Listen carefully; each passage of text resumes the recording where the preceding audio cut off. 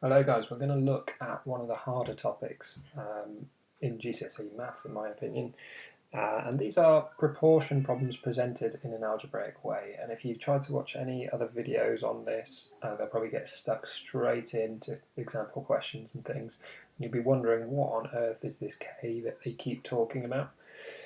So I'm going to just do this little video trying to explain as much as I can about it and do a couple of example questions at the end. However, a little caveat, it probably isn't going to make perfect sense after watching this video. In reality, this will only sink in with a lot of practice.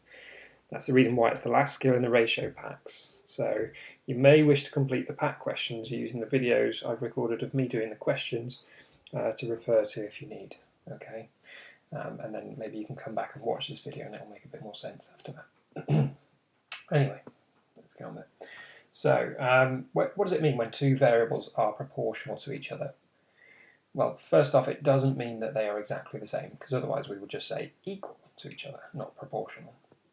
What it actually means is that there is a multiplicative relationship between them. In other words, there's a relationship which can be described with a multiplication.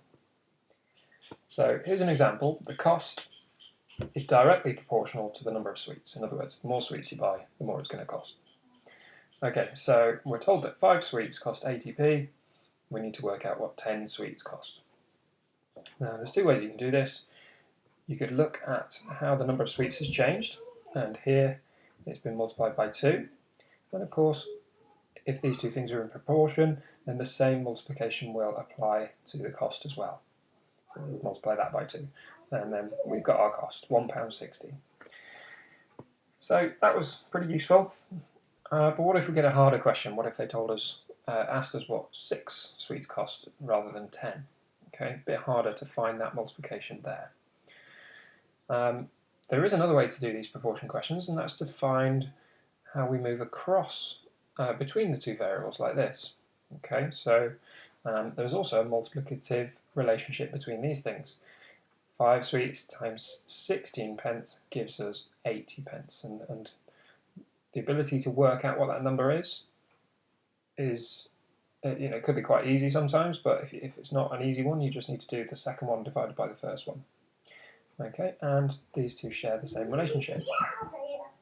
So knowing that for every increase in a sweet, there is a 16p change in the cost is a bit more useful.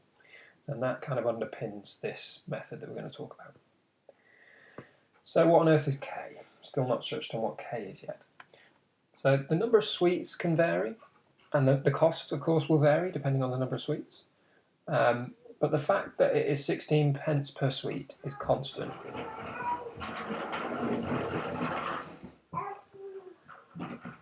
So anything that can vary is called a variable. So sweets and costs are variables in this question. 16, however, is not a variable. That is a constant.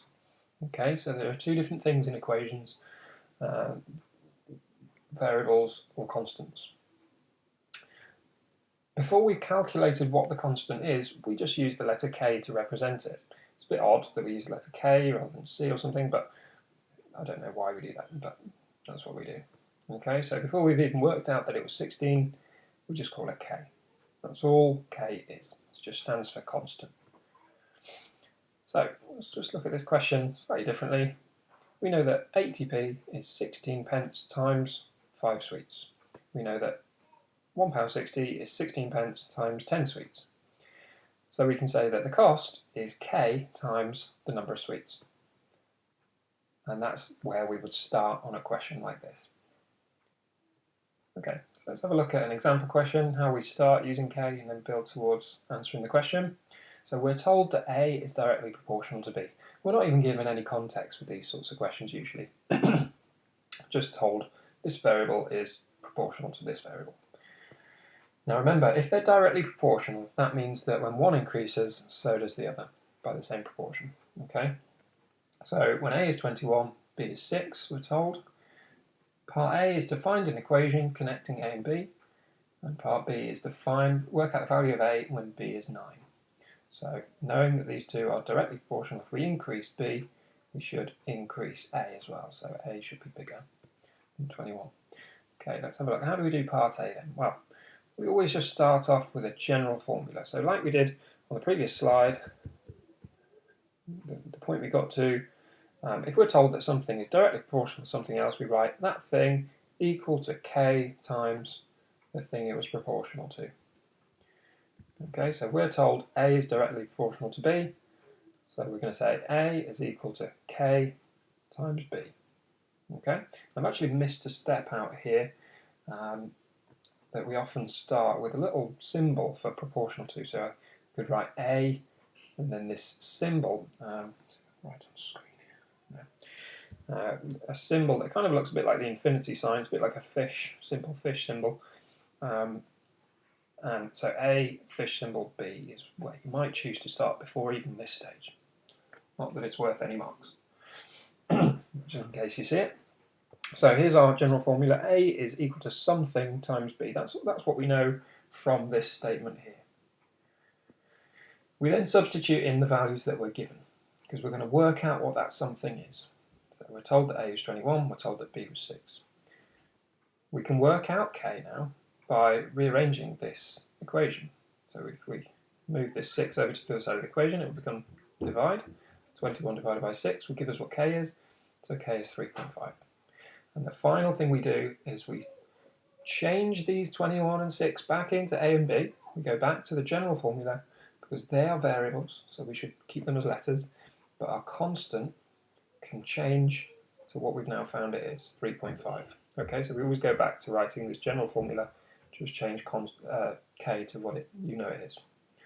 And now we can use that formula, or equation, to work out the value of A when B is whatever, or the value of B when A is whatever. Okay, so you just be given something to substitute, in other words. So here we're told that B is 9, so that's what we're going to substitute in, and that tells us that A is 31.5. So like we said, it's increased. Okay, here's another example question, but this time we're told that C is inversely proportional to D. Now, inverse proportion means that when one thing increases, the other thing will decrease, okay, or vice versa. When C equals 8, D equals 9. Find an equation connecting C and D, work out the value of C when D equals 4.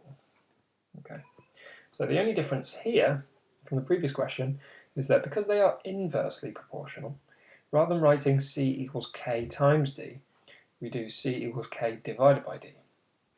Okay, and if you think about this, just imagine some numbers here. The bigger that number becomes, if that stays the same, then you get a fraction. And we know that when fractions are over bigger and bigger denominators, they're actually really, really small numbers. They're equal to really, really small numbers.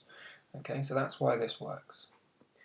Right, but after that point, it's very similar to the previous question. In fact, identically the same in terms of the method. We substitute in the values that we're given. We work out what K is, so we rearrange. I'm going to bring this 9 up here, times by the 8. So K is 72. And then we substitute that back in to the general formula. And there we've got our formula or equation ready to use to work out anything else. So part B, work out the value of C when D is 4. So we just substitute in D equals 4, and C therefore is equal to 18. Okay, as I said, I hope this was useful. There's loads of videos out there on it. I think they'll probably just be mainly practicing questions, but yeah, the more you can watch, the better, I suppose. But yeah, good luck on the pack pages. If you get stuck, just use the YouTube video. Don't mind you doing these in conjunction with those. Okay, but please do just give it a go on your own as well before you refer to the YouTube video. Okay, thanks for watching.